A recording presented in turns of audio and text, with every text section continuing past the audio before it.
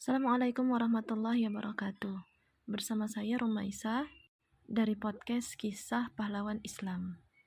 Di episode kali ini kita akan membahas tentang pahlawan Sa'id bin Al-As radhiyallahu anhu. Seorang pahlawan yang memiliki dialek paling mirip dengan dialek Rasulullah sallallahu alaihi wasallam. Sa'id bin Al-As Al-Umawi Al-Qurashi adalah seorang sahabat Nabi sallallahu alaihi wasallam yang banyak memiliki kemuliaan dan kehormatan serta berkedudukan tinggi. Kakeknya adalah Sa'id, yang diberi julukan yang memiliki mahkota. Karena kalau ia memakai imamah atau sorban, maka tak ada seorang pun memakai sorban berwarna sama dengannya sampai ia melepas sorban tersebut, dalam rangka mengagungkan dan menghormati dirinya. Sedangkan sang ayah bernama Al-As bin Sa'id. Al-As ini merupakan salah satu tokoh dan pemuka dari kabilah Quraisy, juga merupakan salah satu pembesar mereka. Bersama pasukan musyrikin, ia dan saudaranya yang bernama Utbah terlibat dalam perang Badar. Hingga akhirnya dua bersaudara tersebut terbunuh. Al-As tewas di tangan Ali bin Abi Thalib. Pada hari terbunuhnya sang ayah dan sang paman pada hari pertempuran Badar, Sa'id masih berusia 2 tahun. Kemudian Utsman bin Affan mengasuhnya, karena keduanya masih memiliki hubungan kekerabatan. Di bawah asuhan seorang yang dermawan, ahli ibadah dan banyak sujud, pemilik dua cahaya Utsman bin Affan inilah Sa'id bin Al-As tumbuh dan berkembang. Ia berjalan di depan mata kedua istrinya, Ruqayyah dan Ummu Kulthum, dua putri penghulu para Rasul Muhammad bin Abdullah. Sa'id bin Al-As pun mewarisi kemuliaan dan kehormatan itu dari seorang tokoh dan pembesar kepada tokoh dan pembesar berikutnya. Ia pun meneguk berbagai sifat mulia dan akhlak yang agung dari sumber mata air yang paling segar dan paling murni. Mengambil agama Islam dari sumber yang paling melimpah, paling banyak dan paling kuat. Ia belajar Al-Quran dari seorang yang begitu gemar dengan kitabullah, yaitu Utsman bin Affan.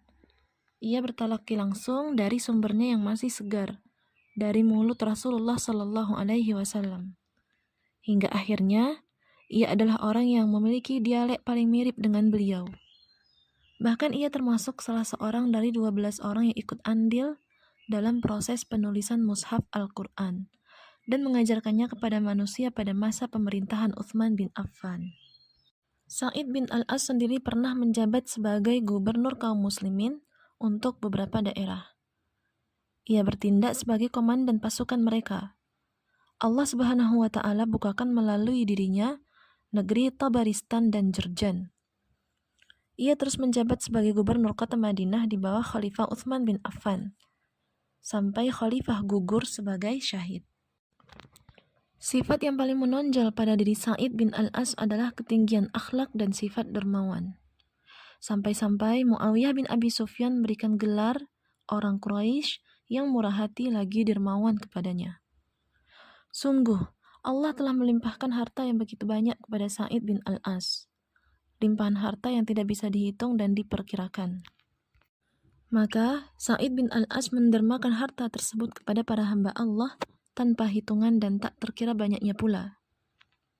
Tentang sifat ini, ada banyak kisah menakjubkan dan mengagumkan yang dialaminya. Berbagai cerita yang membangkitkan dan mengobarkan motivasi serta semangat tentang dirinya begitu banyak, memenuhi lembaran-lembaran sejarah, baik dalam bentuk pujian maupun kisah yang bersinar lagi bercahaya. Di antara kisah itu adalah, setiap hari Jumat, Sa'id bin Al-As selalu meletakkan bungkusan yang berisi harta. Ia meletakkan di depan orang-orang yang membutuhkannya. Maka, seusai dari sholatnya, mereka bisa mengambil uang tersebut dan membawanya dengan penuh kegembiraan tanpa harus meminta-minta. Ada salah seorang ahli qiraah yang selalu menghadiri majelis Sa'id. Ia belajar kitabullah kepadanya. Suatu ketika, ia mengalami kemiskinan. Ia ditimpa kefakiran yang begitu hebat. Sang istri berkata kepadanya, "Sesungguhnya gubernur kita disifati dengan dermawan dan murah hati. Kalau saja engkau menceritakan kondisimu kepada beliau, tentu beliau akan memberimu sesuatu." Celaka engkau, apakah engkau ingin melepaskan wajahku? Demi Allah, aku tidak akan melakukannya, kata ahli qiraah itu. Kebutuhannya semakin mendesak. Si istri terus saja minta untuk menceritakan nasibnya kepada Sa'id bin Al-As, hingga ia menghadiri majelis Sa'id seperti biasanya. Saat orang-orang telah berlalu pergi, ia masih saja duduk di dalam majelis. Sa'id datang menghampiri. Saya yakin dudukmu itu karena ada sebuah kebutuhan. Lelaki itu diam 1000 bahasa. Pergilah kalian semua, perintah Sa'id kepada para pembantunya. Setelah mereka keluar semua, Sa'id kembali berkata, sekarang hanya ada aku dan dirimu. Sebutkan saja kebutuhanmu. Sekali lagi, lelaki itu terdiam. Dengan segera Sa'id mematikan lampu. Semoga Allah merahmatimu. Kali ini engkau tidak melihat wajahku. Sebutkan saja kebutuhanmu, kata Sa'id.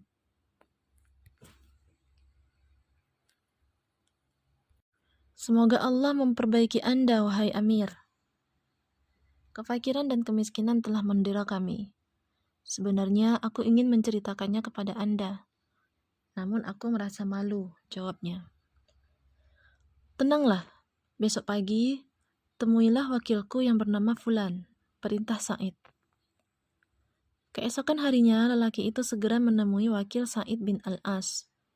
Wakil itu berkata, sesungguhnya Amir telah memerintahkan agar aku memberikan sesuatu kepadamu. Datanglah kemari dengan orang yang bisa membantumu membawanya. Aku tidak punya siapa-siapa untuk membawanya, jawabnya. Kemudian lelaki itu mendatangi istrinya. Segera suami itu mencela istrinya. Engkau menyeretku untuk menyiramkan air di wajahku kepada Sa'id bin Al-As. Beliau memberiku pemberian yang membutuhkan orang-orang untuk membawa dan memikulnya. Padahal aku hanya mengira bahwa beliau akan memberikan gandum dan makanan kepadaku. Kalau pemberian itu adalah uang, tentu tidak perlu ada orang yang harus memikulnya. Aku bisa saja membawanya dengan tanganku. Apapun yang diberikan kepada kita, sesungguhnya kita semua membutuhkannya. Ambil saja pemberian itu, sang istri menjawab. Kembalilah laki itu kepada wakil Sa'id. Sesungguhnya aku telah menceritakan kepada Amir bahwa engkau tidak memiliki siapapun yang membantumu untuk membawa dan memikul pemberian Amir. Makanya beliau mengutus 3 pemuda ini untuk membantumu membawa pemberian itu bersamamu, kata si wakil. Lelaki itu segera berlalu pulang di depan 3 orang pemuda itu. Sesampainya di rumah, ternyata uang berjumlah 10.000 dirham terpanggul di masing-masing kepala pemuda itu. Letakkanlah apa yang kalian bawa dan silahkan kalian semua pulang kembali, kata lelaki itu kepada 3 pemuda tersebut. Namun jawab mereka, sesungguhnya Amir telah memberikan kami kepada Anda, karena tidaklah Amir mengirim hadiah untuk seseorang bersama para budak, melainkan budak tersebut termasuk bagian dari hadiah itu. Dalam kisah lain, suatu ketika seorang Arab Badui meminta kepada Sa'id bin Al-As. Sa'id merintahkan agar Arab Badui tersebut diberi 500 dirham atau dinar, tanya wakil Sa'id. Aku hanya memerintahmu agar memberinya 500 dirham saja. Tapi, kalau yang kamu kira adalah 500 dinar, maka berikan saja 500 dinar, jawab Sa'id. Ketika Arab Badui itu menggenggam dinar-dinar tersebut, ia duduk tertegun sambil menangis terseduh-seduh. Kenapa kamu? Bukankah engkau telah menggenggam permintaanmu? Tanya Sa'id kepadanya. Benar demi Allah, akan tetapi aku menangisi tanah ini. Bagaimana mungkin orang-orang seperti Anda dikuburkan di dalamnya? Suatu ketika, Sa'id pernah berkata kepada anaknya yang bernama Amr, wahai putraku, berikanlah segala kebaikan tanpa harus diminta terlebih dahulu. Kalau sampai ada seseorang datang kepadamu untuk meminta, hingga darah di wajahnya hampir engkau lihat karena rasa malunya, atau ia datang kepadamu dengan penuh tanda tanya, apakah engkau akan memberinya atau tidak? Maka demi Allah, kalau engkau mengeluarkan semua hartamu untuk orang tersebut, maka engkau belum mencukupinya.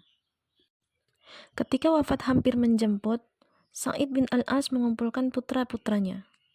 Ia berkata kepada mereka, "Wahai anak-anakku, dengan kematianku ini, maka para sahabatku tidak akan kehilanganku kecuali kehilangan wajahku. Maka dari itu, sambunglah silaturahmi kepada orang-orang yang dahulu aku menyambung silaturahmi kepadanya.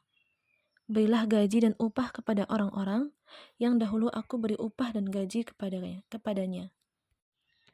Cukupilah kebutuhan orang yang meminta, karena sesungguhnya jika seseorang meminta kebutuhan, anggota badannya pun bergoncang dan waktu-waktunya bergetar karena ia sangat ketakutan kalau saja permintaannya bakal ditolak. Maka demi Allah, sesungguhnya seseorang yang meliuk-liuk dalam keadaan ia melihat kalian semua adalah orang yang berhak memenuhi kebutuhannya, keadaannya lebih besar dibandingkan pemberian yang kalian berikan kepadanya." Ketika Sa'id meninggal, putranya yang bernama Amr bin Sa'id bin Al-As, yang dikenal dengan julukan orang yang fasih berbicara, mendatangi Muawiyah bin Abi Sufyan untuk memberitahukan kabar kematian sang ayah. Menangislah Muawiyah. Ia hanya bisa berucap, "Inna lillahi wa inna ilaihi raji'un." "Apakah ayahmu meninggalkan hutang?" tanya Muawiyah. "Iya." "Berapa hutangnya?" 300.000 dirham. "Aku yang akan menanggung hutang itu," kata Muawiyah. Namun Amr mengatakan, "Sesungguhnya ayahku berwasiat agar aku tidak membayarkan hutangnya, melainkan dengan uang hasil penjualan tanahnya." Akhirnya Muawiyah membeli tanah itu dengan harga yang mencukupi untuk membayar hutangnya. Amr bin Sa'id kembali ke kota Madinah. Dengan segera ia berseru, "Siapa saja yang memiliki hutang kepada Sa'id bin Al-As, maka hendaknya ia mendatangi anaknya yang bernama Amr untuk menerimanya." Datanglah seorang pemuda. Ia membawa selembar kertas yang terbuat dari kulit. Tertulis di lembar kertas itu 20.000 dirham.